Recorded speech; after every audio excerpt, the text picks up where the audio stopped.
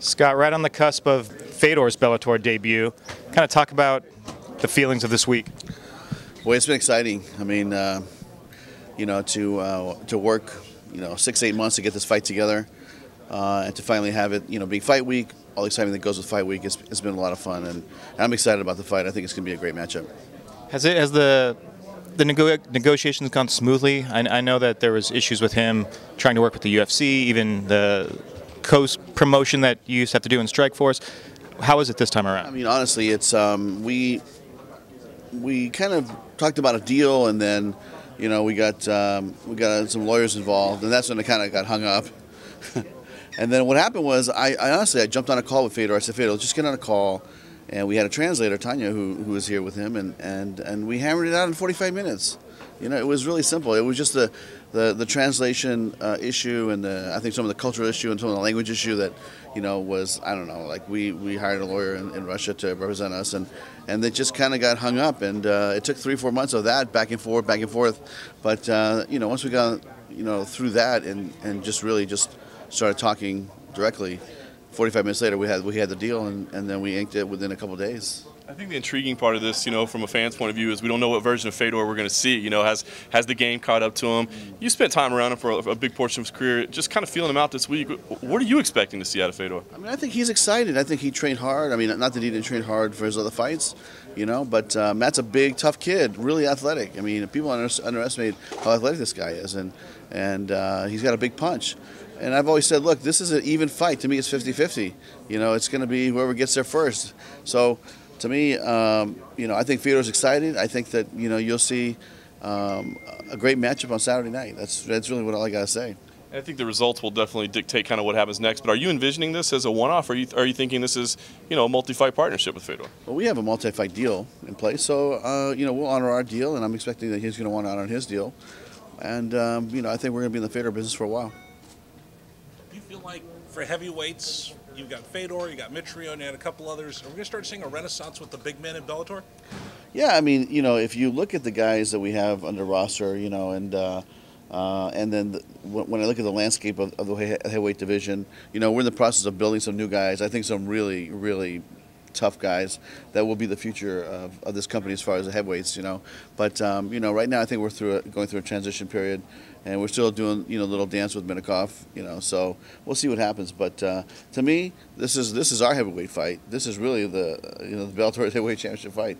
But it's there's not going to be a belt on the line, but honestly, it's it's a fight that everybody wanted to see. For you, a lot of the fighters have talked about the personal relationships. Fedor, when you worked with them before, Josh Thompson. How are you able to use these relationships that you've had over the years in order to get these cards together for Bellator? I mean, life is just about, business is about people, life is about people, and I think throughout the 31 years of being in the fight business, I've maintained good relationships with a lot of guys, and it's I don't know, it's just in my genetics to have a good relationship with these guys, because I'm a fan too. When they fight, I'm a fan. I mean, we've had so many great fights in this building, and it wasn't me fighting. I put it together, but it wasn't me fighting. So I have a lot of respect for these guys. When Frank Shamrock fought here, when Kung Lee fought here, Josh Thompson, Gilbert Melendez, all those guys that really, really helped build Strikeforce back in the day. I have a lot of respect for those guys, and I think that it shows in how I treat them and how we interact. So that's going to continue, because I'm still fans of these guys, and what they do is pretty amazing. And they're competing in martial arts at the highest level, and really it's pretty impressive. Do you feel like the company's on a roll? You look around Twitter, people are like, I'm not sure of some of these fights. Now you look at it, this is one where I think everybody's going to cross over to want to see if the Twitter traffic's right. I mean, if you look at the fights that we put on for the first, I don't know, like the Tito Ortiz fight in jail, that fight was a lot of fun, and we had a great time promoting that. This fight, the fight with Rampage versus King Mo, I think that's going to be a great matchup. And then Roy McDonald versus Paul Daly. I mean, those are some big fights right there, and on any level, on any standards. And to me, I feel like we're going to continue to provide big fights throughout the year, and I feel really good about where this company's headed. Big names that everybody's asking about: Ryan Bader, Lorenz Larkin. Right now, it seems like they're almost signed, sealed, and delivered. Do you have any updates on those? Yeah, you know what?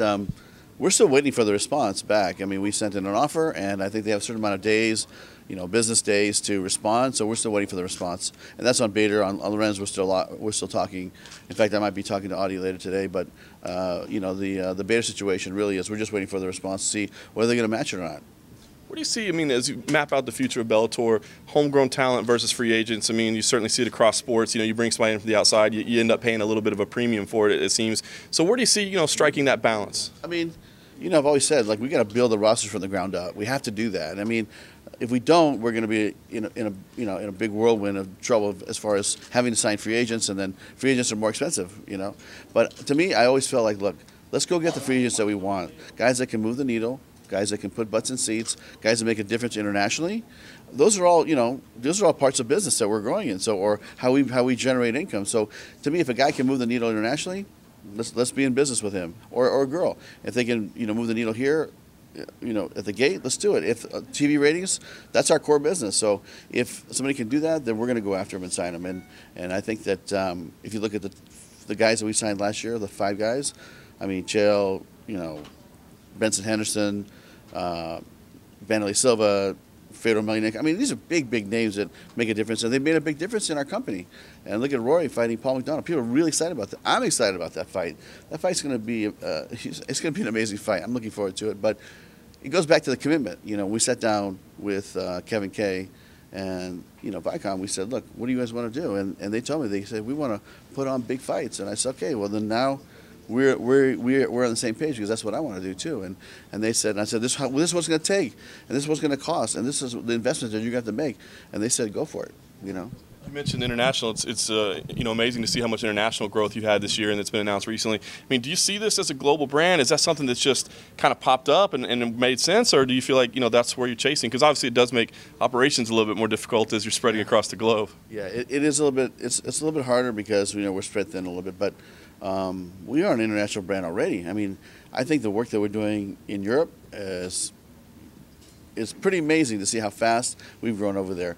And I was telling Dave, when I first came on board 2.5 years ago, I think we were like in 60 or 70 countries. Now we're in 145 countries around the world. And there's the fighter component, which means you're looking for the next guy. That's how we found James Gallagher, and that's how we found other fighters that we want to bring in.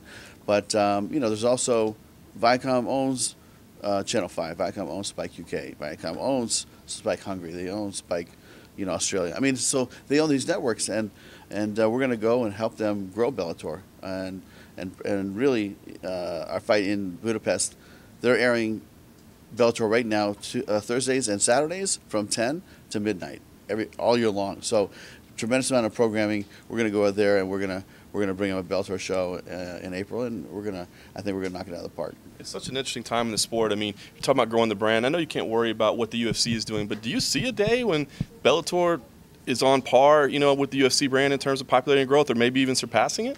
I mean, you know what? It's like, look, that's an interesting question, because when I wake up every day, I don't even focus on what anybody else is doing. We have enough work here to focus on ourselves. But in saying that, I mean, look at the fighters that are coming over. And to me, it's like, free agency, I mean, the fighters are the key.